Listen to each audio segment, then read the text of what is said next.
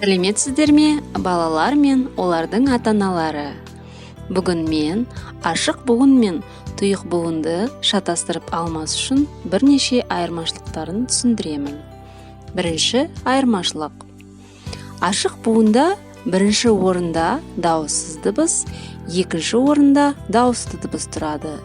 Және біз оны созып айта аламыз. Мысалы, та, со.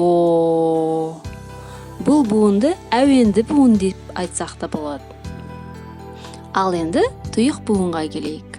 Мұнда керісінше бірінші орында дауысты дыбыс, ал дауыссыз дыбыс екінші орында. Мысалы, ат, ол, тағы басқа.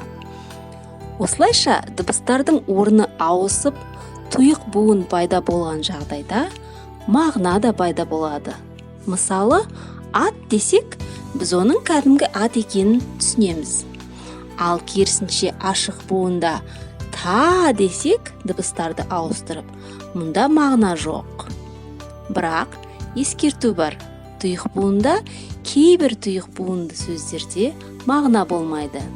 Мысалы, абзал деген сөздегі ап деген тұйық буында мағына жоқ.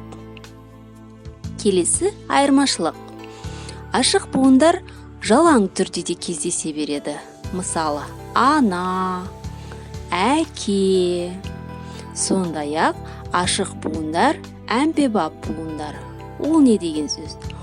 Ол сөздің басында, сөздің ортасында, сөздің аяғында да жүре береді.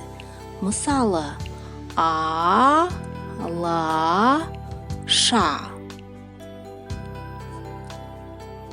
Ал тұйық буындарда көбінесе тұйық буындар сөздің басында кездеседі.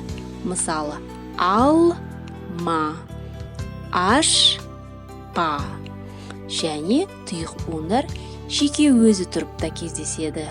Мысалы, аш, от,